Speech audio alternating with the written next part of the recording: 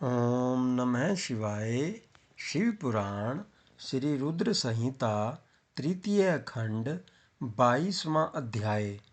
देवताओं का शिवजी के पास जाना। ब्रह्मा जी कहते हैं, मुनीश्वर, भगवान शिव को पति रूप में प्राप्त करने के लिए पार्वती को तपस्या करते करते अनेक वर्ष बीत गए, परंतु भगवान शिव ने उन्हें वरदान तो दूर अपने दर्शन तक न दिए। तब पार्वती के पिता हिमाचल, उनकी माता मैना और मेरु एवं मंदराचल ने आकर पार्वती को बहुत समझाया तथा उनसे वापस घर लौट चलने का अनुरोध किया। तब उन सब की बात सुनकर देवी पार्वती ने विनम्रतापूर्वक कहा, हे पिताजी और माताजी, क्या आप लोगों ने मेरे द्वारा की गई प्रतिज्ञा को भुला दिया है? मैं भगवान शिव को अवश्य ही अपनी तपस्या द्वारा प्राप्त करूंगी। आप निश्चिंत होकर अपने घर लौट जाएं। इसी स्थान पर महादेव जी ने क्रोधित होकर कामदेव को भस्म कर दिया था और वनों को अपनी क्रोधाग्नि में भस्म कर दिया था। उन त्रिलोकीनाथ भगवान शंकर को मैं अपनी तपस्या द्वारा यहाँ बुलाऊंगी। आप सभी यह जानते हैं कि भक्त वत्सल भगवान शिव को केवल भक्ति से ही वश में किया जा सकता है। अपने पिता, माता और भाइयों से ये वचन कहकर देवी पार्वती चुप हो गई। उन्हें समझाने आए उनके सभी परिजन उनकी प्रशंसा करते हुए वापस अपने घर लौट गए। अपने माता पिता के लौटने के पश्चात देवी पार्वती दुगने उत्साह के साथ पुनः तपस्या करने में लीन हो गई। उनकी अद्भुत तपस्या को देखकर सभी देवता, असुर, मनुष्य, मुनि आदि सभी चराचर प्राणियों सहित पूरा त्रिलोक संतृप्त हो उठा। देवता समझ नहीं पा रहे थे कि पूरी प्रकृति क्यों उद्विग्न और अशांत है। यह जानने के लिए इंद्र व सब देवता गुरु बृहस्पति के पास गए।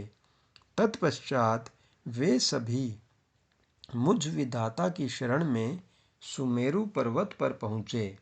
वहाँ पहुँचकर उन्होंने मुझे हाथ जोड़कर प्रणाम किया तथा मेरी स्तुति की। तब वे मुझसे पूछने लगे कि प्रभु, इस जगत के संतृप्त होने का क्या कारण है?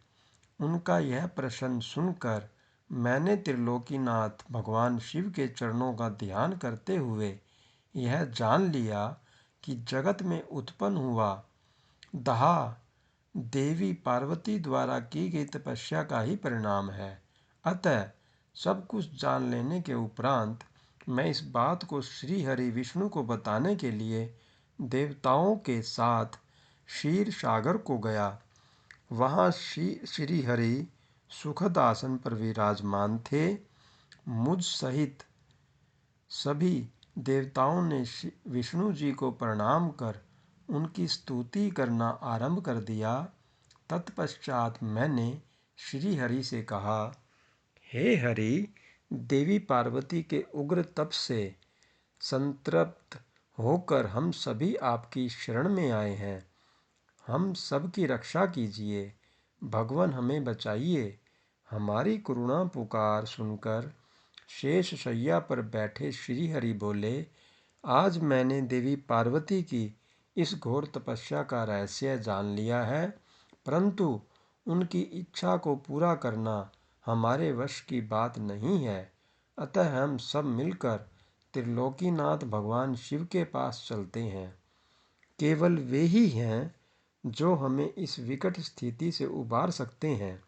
देवी पार्वती तपस्या के माध्यम से भगवान शिव को पति रूप में प्राप्त करना चाहती हैं। इसलिए भगवान शिव से यह प्रार्थना करनी चाहिए कि वे देवी पार्वती से विधिवत विवाह कर लें। हम सभी को इस विश्व का कल्याण करने के लिए भगवान शिव से पार्वती का पाणी ग्रहण करने का अनुरोध करना चाहिए। भगवान विष्णु की बात सुनकर सभी देवता भयभीत होते हुए बोले, भगवान शिव बहुत क्रोधी और हठी हैं। उनके नेत्र काल की अग्नि के समान दीप्त है।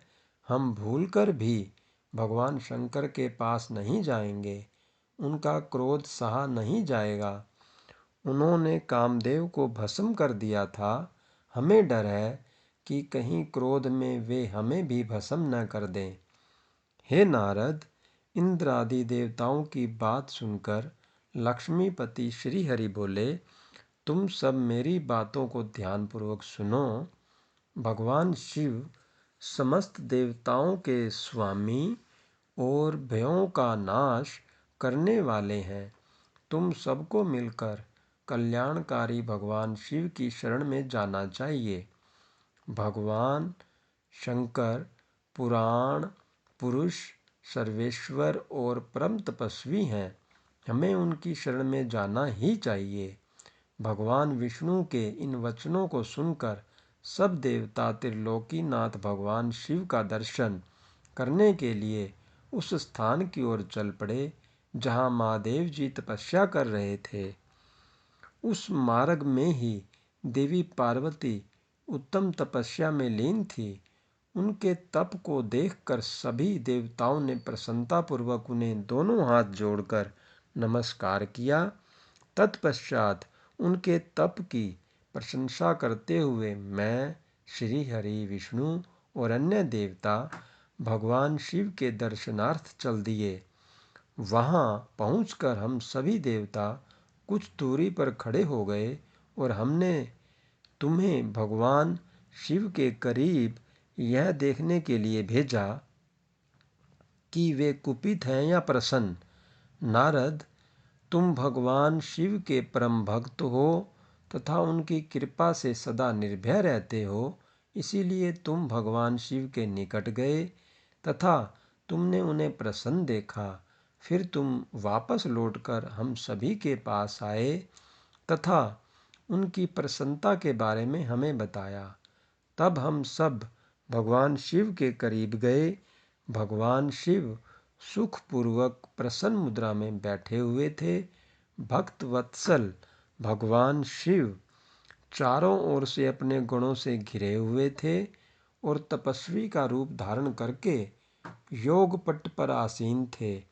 मैंने, श्री हरि और अन्य देवताओं ने भगवान शिव शंकर को प्रणाम करके वेदों और उपनिषदों द्वारा ज्ञात विधि से उनकी स्तुति की।